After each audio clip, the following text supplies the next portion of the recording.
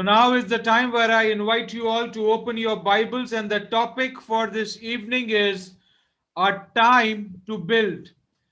The topic for this evening is a time to build, and the text is from Haggai chapter 1 verses 2 to 11.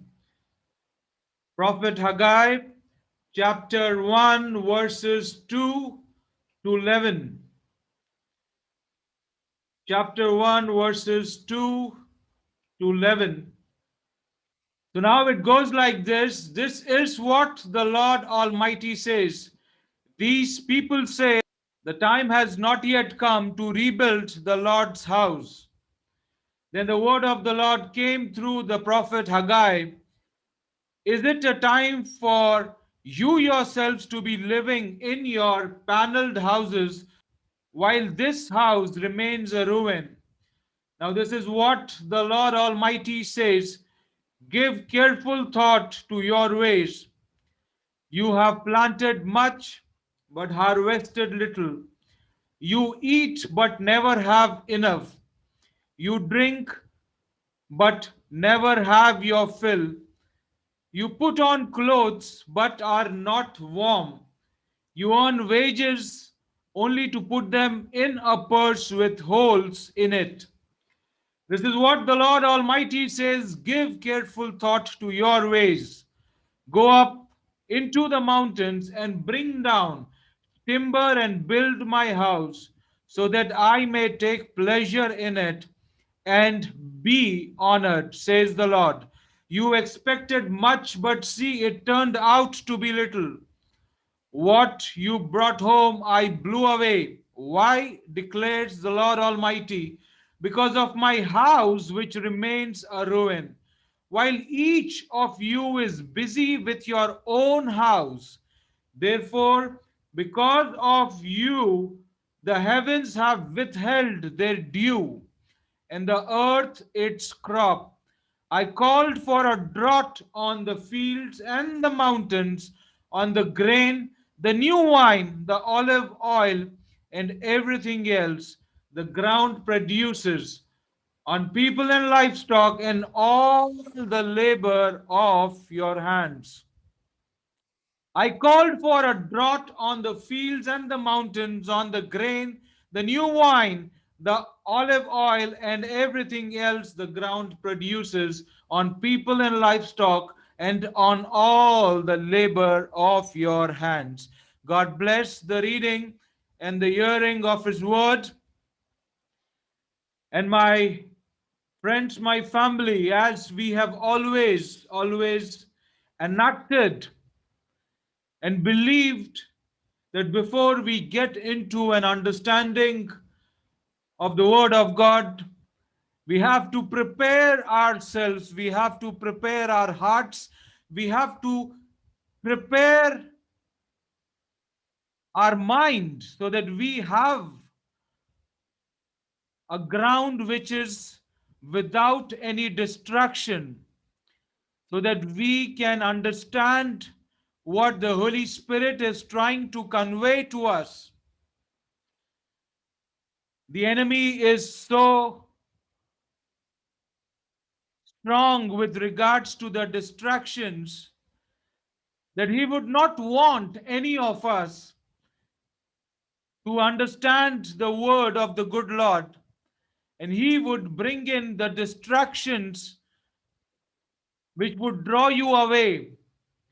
So I would request you all to focus upon this word, because this word would be speaking to all of us this evening and enlightening us into an understanding that what the good Lord expects from us. So, my beloved, preparation is very important. I would invite you to join me in prayer. Holy, holy, holy, holy, O Lord Father, we thank you so much for this wonderful time this evening, which we are enjoying, praising, and glorifying your name. This time where the testimonies which were being spoken out were indeed testimonies reminding us of how good and faithful you are.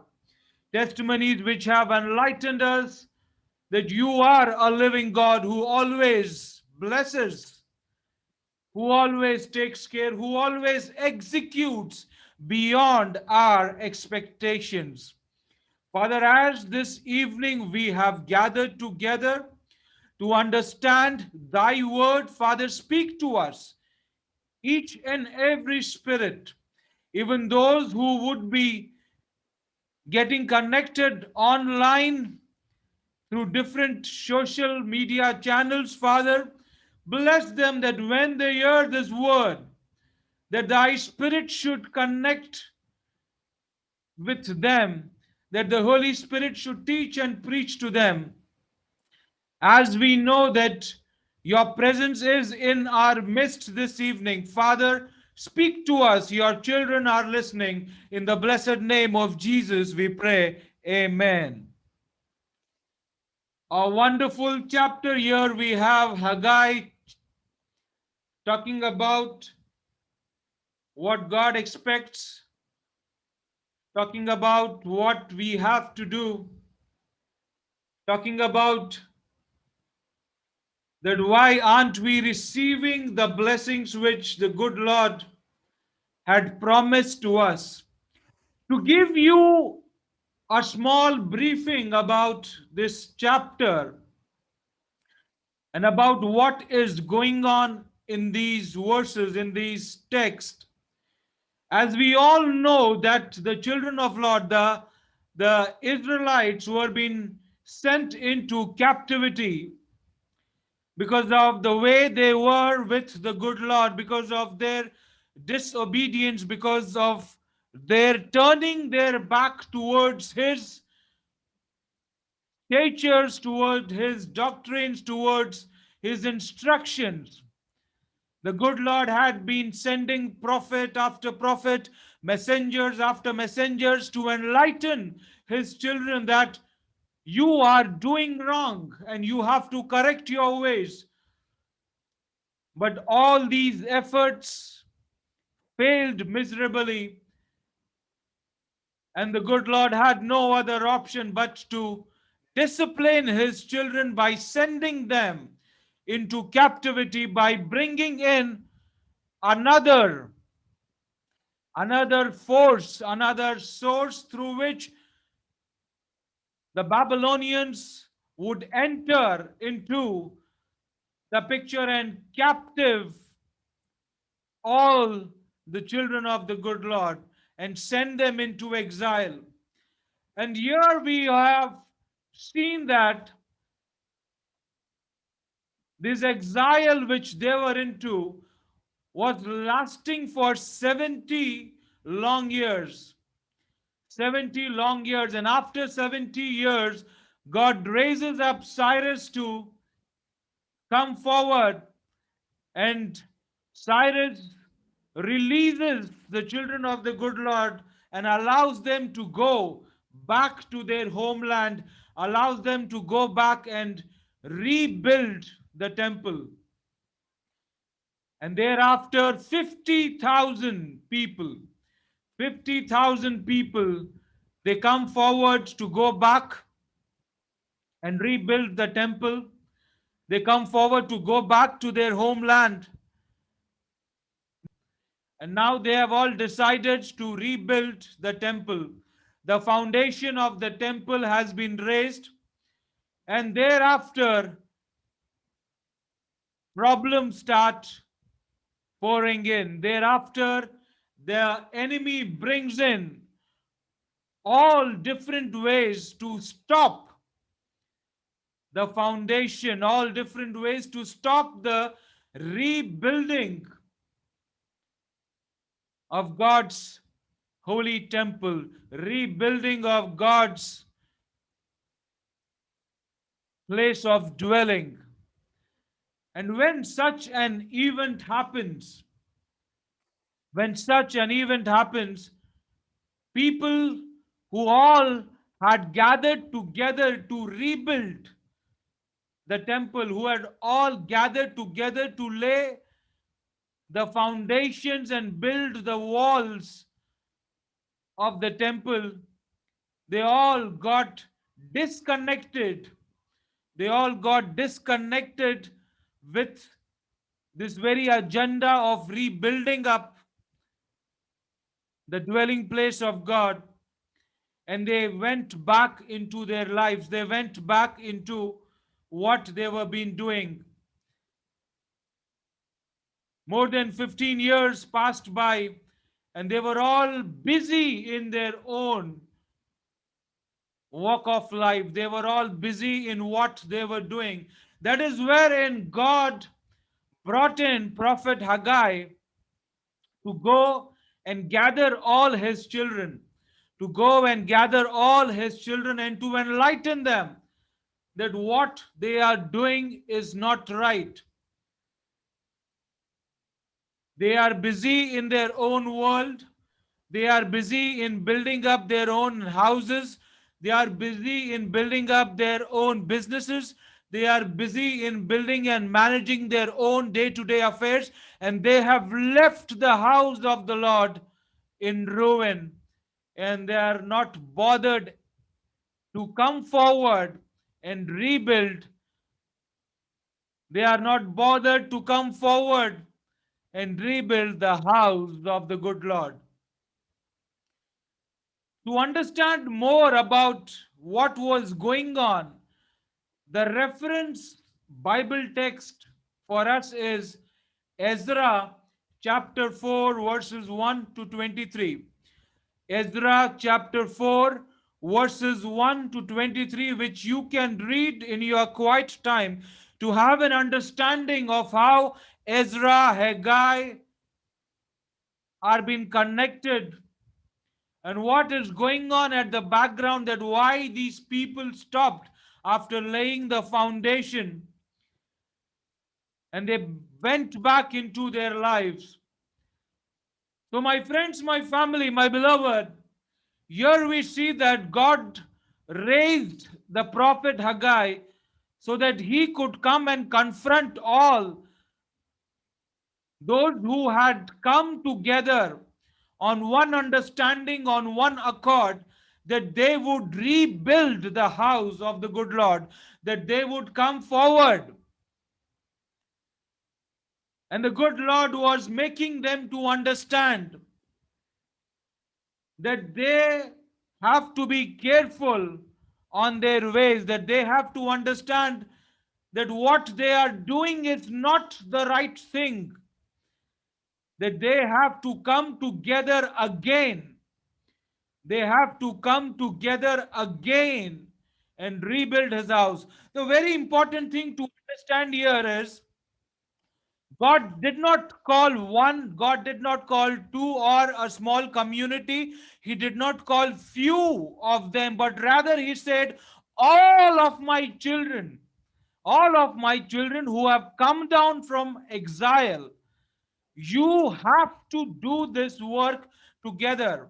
You have to come forward together. God did not do or gave an instruction that only those people who are interested, only those people who can come forward, that they should come forward and rebuild my house. He did not say that, but rather he said that I want you to come forward together as the body of Christ, as the family of Christ, as my children in one accord with one motive, to rebuild my temple. My friends, my family, my beloved, why the Holy Spirit is enlightening us with this chapter today is because it is connected with our life. It is connected with the way we are living today in this modern world. It is connected with the way we are managing our affairs. It is connected with the way our thoughts run towards our God. So today, this evening, the Holy Spirit is enlightening us into an understanding that what do we take home from these verses? What can we understand, and how are these verses connected with our life? That what is the good Lord teaching and preaching us this evening? That how do we mend our ways? What kind of an understanding do we take home from these verses? The first and foremost thing for us to understand what the good Lord is enlightening us with this evening is to change our ways. To change our ways. The Holy Spirit is speaking to each and every one of us that we are busy with our own house. We are busy with our own ways. We have left, we have left the good Lord. We have left his place of dwelling to be in ruin, and we are busy with our own way of life. When we read verse 6 of the same chapter, it says, "You have planted much, but harvested little. You eat, but never have enough. You drink, but never have your fill. You put on clothes, but are not warm. You earn wages only to put them in a purse with holes in it. You earn wages to put them into a purse with holes in it." What does this signify? What does the Holy Spirit try and make us to understand through this verse? When we look into our lives, when we look into the daily activities of all, what time are we giving to God? What time are we taking out from our 24 hours of life and giving to God? What kind of a time are we spending with Him? Very important for us to understand that many of us are sailing in this boat today. Especially, I'm talking about those saints who are planting much but are harvesting little. Those saints who are putting on clothes but are not feeling the warmth, who are earning very well but are unable to save, who eat but are unable to have a good fill, who are managing their affairs but are unable to move forward. This word of God is talking specifically to those that who are striving so much to have a better living, who are striving so much to have an establishment, who are striving so much to have a good relationship, who are striving so much, but yet they are unable to hold on to their peace. They are unable to hold on to their blessings. They are unable to hold on to whatever the good Lord had given to them. And the reason why they are unable to hold on, we read in verse 10 where the mighty Father says, "Therefore, because of you, the heavens have withheld their dew, and the earth its crop. I called for a drought. I is the Lord who has called for a drought on the fields and the mountains, on the grain, the new wine, the olive oil, and everything else the ground produces, on people and livestock and all the labor of your hands." All the labor of your hands. What does the Holy Spirit try to make us understand with this verse 10? that why is the good Lord holding on to our blessings? Because the Bible says our Father is a compassionate Lord, full of mercies, full of blessings, full of favors, which He gives freely, which He gives freely. But why do we read in this verse that the Holy Spirit is trying to make us understand that it is not the work of your hand, but rather the good Lord has seized your blessing. The good Lord has seized whatever you are trying to push on. The good Lord has seized all those areas of your life where you are pushing and striving and working very hard to receive a blessing. The good Lord has caused a drought to come in your life. Now, why does a mighty Father, a sovereign Lord, why does a just God do this to us?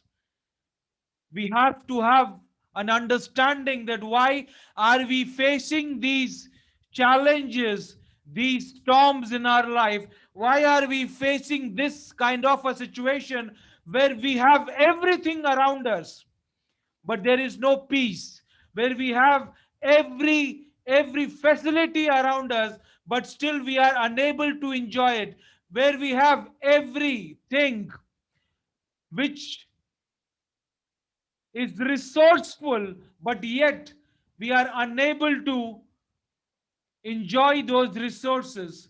We are unable to enjoy those benefits. We are unable to enjoy those relationships. We are unable to enjoy and have a good time. Very important for us to understand. Many of us have all what is required in this world to sustain. Many of us have good food on our table. Many of us have good clothes to wear. Many of us have good facilities, a house, cars, two wheelers, and even beyond. Many of us have good facilities which can take care of us in difficult times. Many of us have good bank balances, but yet we are not happy. Yet we have a frown life. Yet we have a frown face. Yet we are not satisfied because we feel that there is something missing in our life. There is something missing in our day to day life. And God is enlightening us. God is stirring our hearts this evening through the Holy Spirit that change your ways. Understand to change your ways. The reason why He says to change your ways is because He is making us to understand that we are busy in our own life. We are not giving time to Him. We are not giving time to have a relationship with our Father. We are not giving time to build with Him. We are not giving time to have that intimate relationship with our Most High. Did we ever think that why did God create us in His own image? Why did He breath, His own spirit inside of us? Because God wanted something which can commune with Him. God wanted a life which can have similar thoughts like His. God wanted a life which can commune on the same platform. God wanted a life wherein He could have a relationship which could understand God, and God in turn could understand what He has created. But now, my friends, my family, this relationship is only a one way relationship. This relationship has remained to be only a one sided relationship. And sorry to say that this one sided relationship is not from you, but from your Father. because you have failed to commune with him. You have failed to have that intimate relationship with him, that you could understand or to be focused upon what he wants or what he is communicating with you. The word of God in First Corinthians chapter 3 verse 16 says, do you not know that you are a temple of God and that the Spirit of God dwells in you? What a wonderful verse it is. That do you not know, my brothers, my sisters, my beloved, do you not know that you are a temple of God and the Spirit of the Lord, the Spirit of the mighty God dwells in you?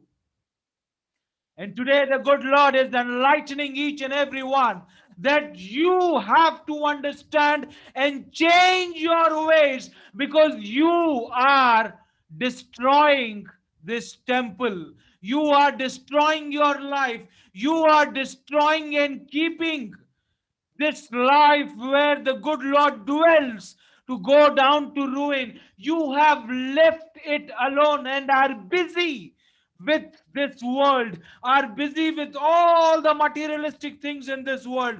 You are busy with your jobs, you are busy with your businesses, you are busy to do those things which are making you getting disconnected, which are not allowing your temple to grow, which are not allowing your temple to be built up, which are not allowing your temple, that is your body, to dwell with the Spirit of God, because you are not allowing the Spirit of the Most High to dwell inside of you.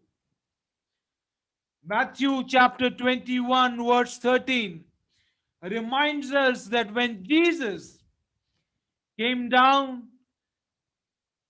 to the temple, he came down to the Temple Mount and he looked around, and there were people who were trading, people who were busy doing their business, people who were busy doing and earning through deceitful ways, earning by cheating all the people who were coming down to the temple, people who were coming down with the motive to praise God.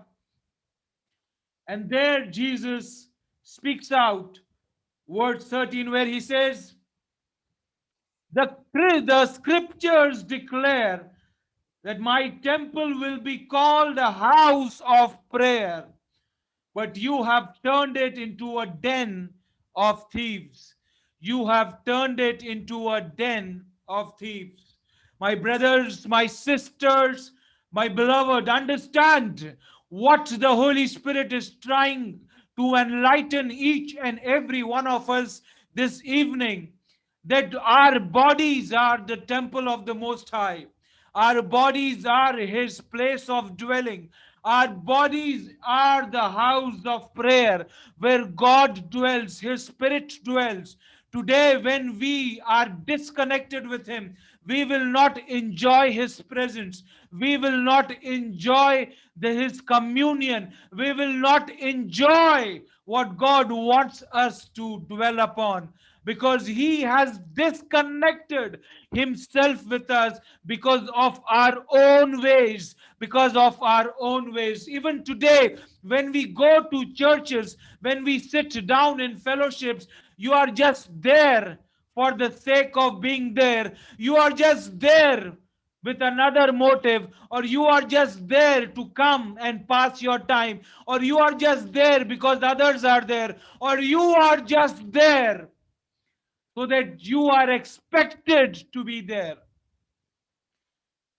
If you have such kind of an attitude, I am sorry to say that you would not enjoy the good communion with God. You would not enjoy a true fellowship with God. You will not enjoy His dwelling in you.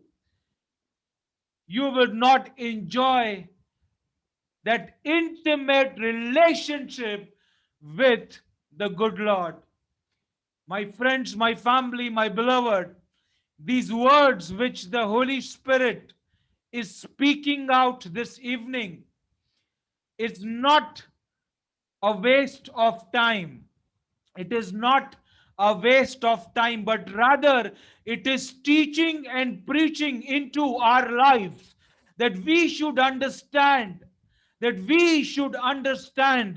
that our body, which God has created with His own blessed hands, and He has created it in His own image. And the most important thing, that His Spirit is inside of us.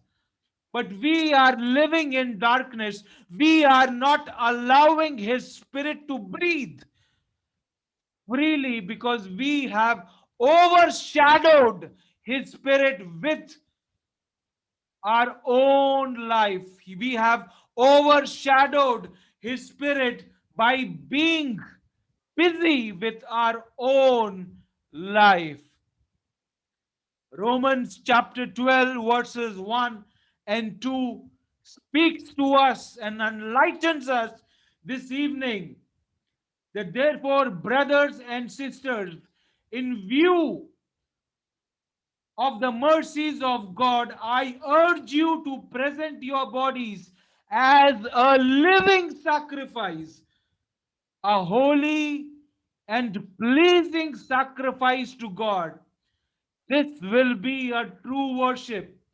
Do not be confronted to this age, but be transformed by the renewing of your mind so that you may discern what is good, pleasing, and perfect will of God.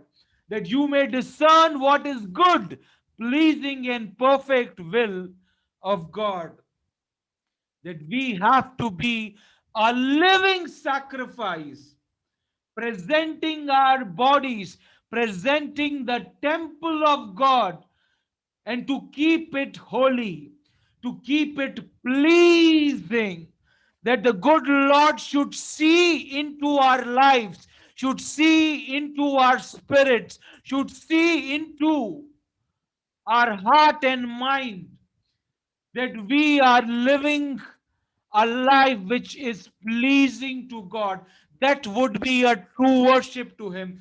That would be a true way to renew our mind, our heart, our spirit, that we get transformed through this and understand that through a transformation of our bodies, of our mind, of our heart, that we are pleasing God, that we are understanding the perfect will of God, that we are dwelling in Him and He is dwelling in us.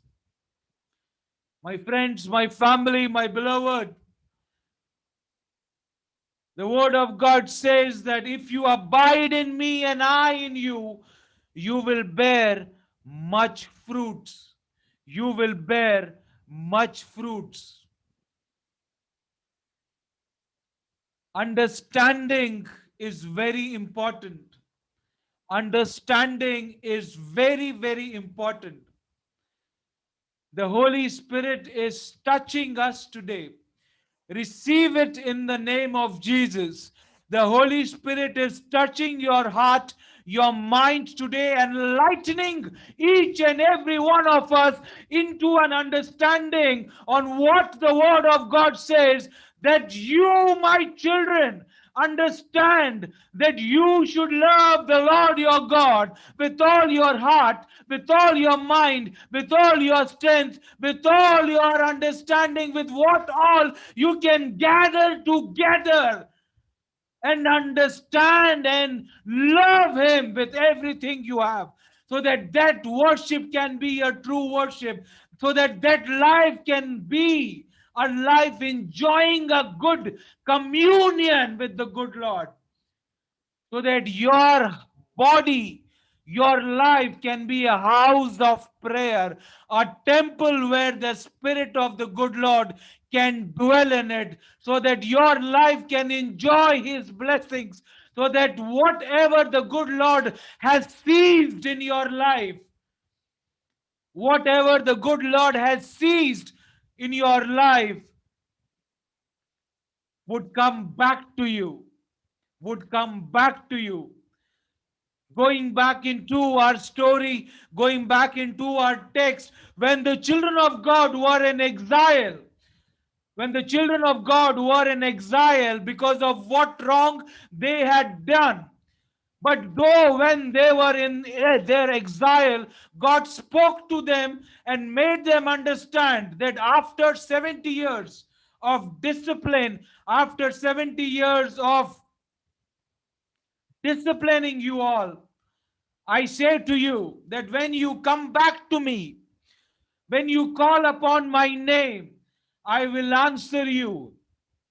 This is what the word of God says, and this is what the word of God had spoken out from his own blessed mouth to his children, that when your exile is done and when you are back and when you call upon my name, I will answer you, because the plans which I have in your life are plans which will bring you closer to me, plans will which are filled with blessings, plan which will raise you up from your exile and bring blessings, bring in prosperity, bring in a relationship which you've been seeking for. And it is all when you call upon my name. My friends, my family, today the Holy Spirit is touching us and revealing it to us that this is the time to call upon the name of the Lord. This is the time where we have to end our drought. It is not in someone else's hand, it is in our own hands, because we have to build our temple, we have to build ourselves, we have to rebuild what has been lost, we have to rebuild all what we've been facing, so that we should understand the promises which he had given, the promises which he had laid. It can only manifest when we rebuild the temple which God has given to us, so that his spirit can dwell and manifest in our lives. This brings us to the takeaway for the evening, and the takeaway for the evening is better than the past. The takeaway for this evening is better than the past. Haggai chapter 2, verse 9 says, the glory of this present house will be greater than the glory of the former house, says the Lord Almighty. And in this place, I I will grant peace. In this place, I will grant peace, declares the Lord. Raise a big hallelujah to this, because the word of God is teaching and preaching to each and every one of you, that when you understand that what you've been lacking of, when you understand that why your blessings are being ceasing, that when you understand that why you are unable to move forward, that when you understand that what you have to do to rebuild your house, that when you understand that what God expects you to do, that his temple should be rebuilt, that his house should be rebuilt, that he expects that this house of yours should be a house of prayer, that he expects that this house of yours should be a house of his dwelling, that he expects that this house of yours should be a house of his intimate relationship with you. That when you understand this, the good Lord says that he will bless you in a way that your present will be far, far, far glorious, far, far, far blessed, far, far, far prosperous, far, far, far lucrative than your past. Lucrative than your past. What a promise the good Lord is giving to us this evening.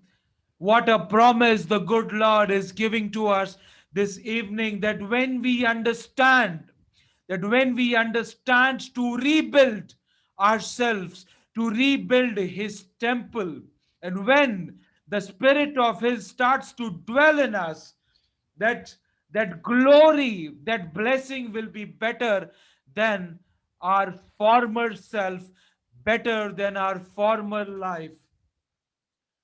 My friends, my family, my beloved, understand and practice this in your life. May this word sow a strong seed into your life, that you should understand to live by it and to practice it in your walk of life. God bless you. May His face shine upon you, that you should receive the light of the living Lord, so that this light should teach and preach and dwell inside of you. God bless you all. Amen, amen, and amen.